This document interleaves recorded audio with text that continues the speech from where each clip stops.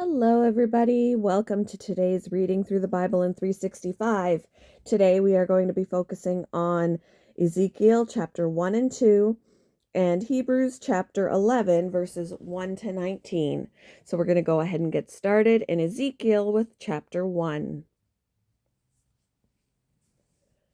In my 13th year, in the 4th month, on the 5th day, while I was among the exiles by the Kebar River, the heavens were opened, and I saw visions of God. On the 5th of the month, it was the 5th year of the exile of King Jehoiachin, the word of the Lord came to Ezekiel the priest, the son of Buzzi, Buzzi, by the Kebar River in the land of the Babylonians. There the hand of the Lord was on him. I looked, and I saw a windstorm coming out of the north, an immense cloud with flashing lightning and surrounded by brilliant light. The center of the fire looked like glowing metal, and in the fire was what looked like 4 living creatures. In appearance, their form was human, but each of them had 4 faces and 4 wings. Their legs were straight, their feet were like those of a calf and gleamed like burnished bronze. Under their wings, on their 4 sides, they had human hands. All 4 of them had faces and wings, and the wings of one touched the wings of another.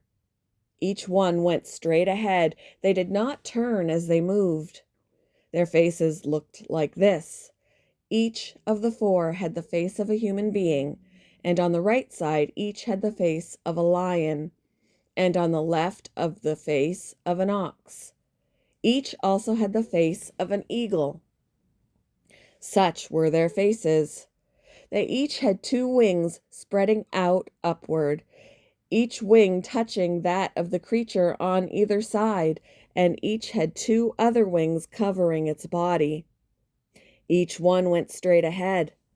Wherever the Spirit would go, they would go, without turning as they went. The appearance of the living creatures was like burning coals of fire or like torches.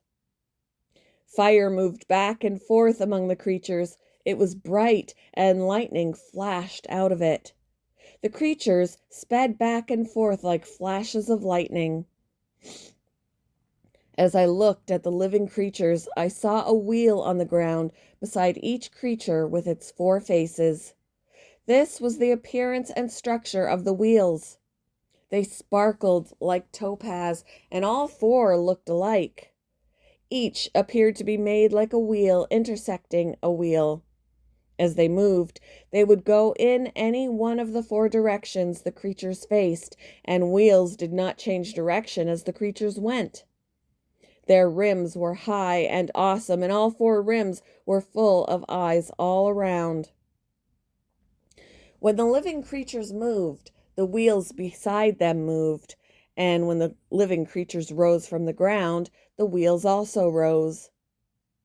Wherever the Spirit would go, they would go, and the wheels would rise along with them because the spirit of the living creatures was in the wheels.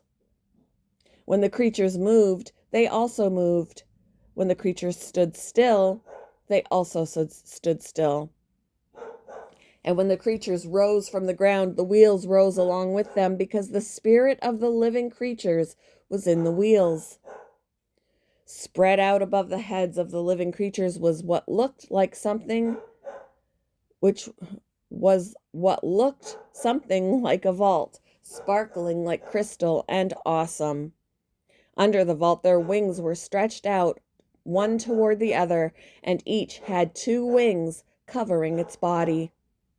When the creatures moved, I heard the sound of their wings, like the roar of rushing waters, like the voice of the Almighty, like the tumult of an army. When they stood still, they lowered their wings. Then there came a voice from above the vault over their heads as they stood with lowered wings. Above the vault over their heads was what looked like a thorn of lapis lazuli, a throne, not a thorn, a throne of lapis lazuli, and high above on the throne was a figure like that of a man. I saw that from what appeared to be his waist up, I saw that from what appeared to be his waist up, he looked like glowing metal, as if full of fire, and that from there down he looked like fire, and brilliant light surrounded him.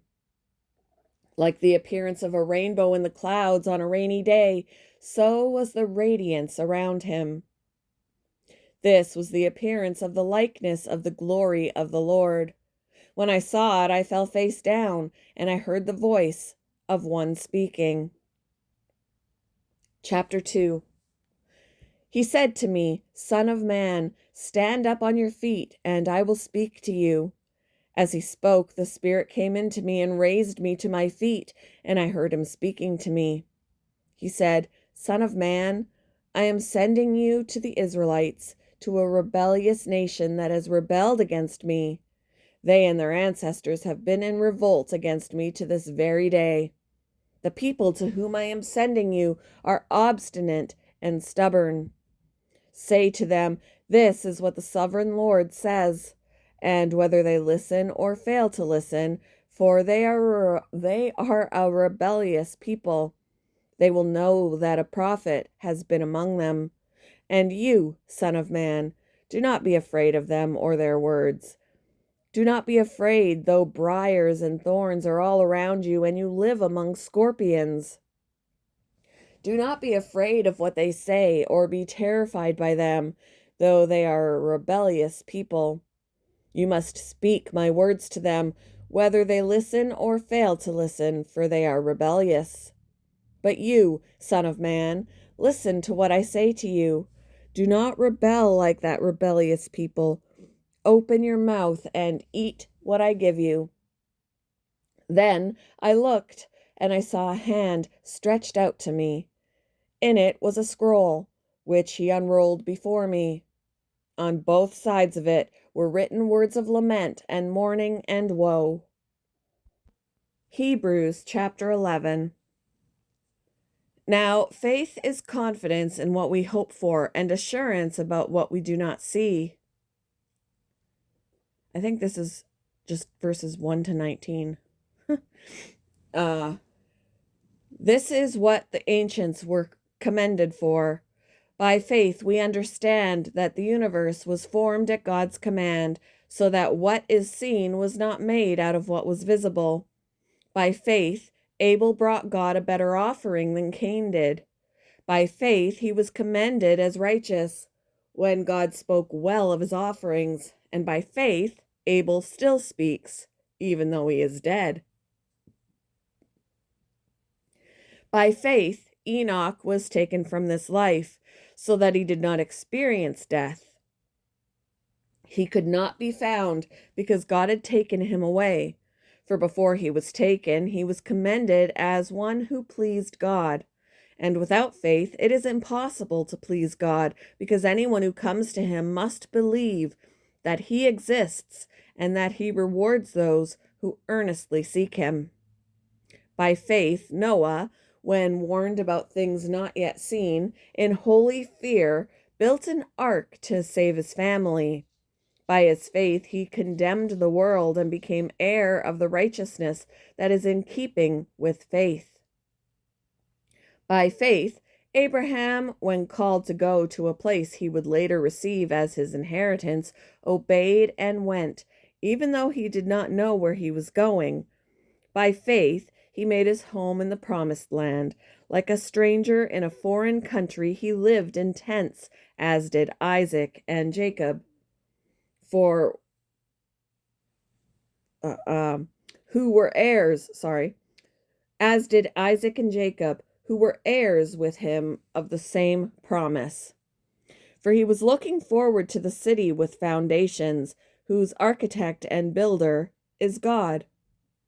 And by faith, even Sarah, excuse me, who was past childbearing age, was enabled to bear children because she considered him faithful who had made the promise. And so from this one man, and he as good at, wait, and so from this one man, and he as good as dead, came from descendants as numerous as the stars in the sky and as countless as the sand on the seashore. All these people were still living by faith when they died. They did not receive the things they promised. No, they did not receive the things promised. They only saw them and welcomed them from a distance, admitting that they were foreigners and strangers on earth. People who say such things show that they are looking for a country of their own. If they had been thinking of the country they had left, they would have had opportunity to return. Instead, they were longing for a better country, a heavenly one. Therefore, God is not ashamed to be called their God, for he has prepared a city for them. By faith, Abraham, when God tested him, offered Isaac as a sacrifice. He who had embraced the promises was about to sacrifice his one and only son. Even though God had said to him, "It is through Isaac that your offspring will be reckoned," Abraham reasoned that God could even raise the dead, and so, in a manner of speaking, he did receive Isaac back from death.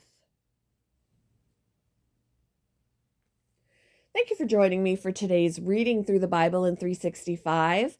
I hope you all have a wonderful Wednesday, and I will see you in the next one, guys. Bye.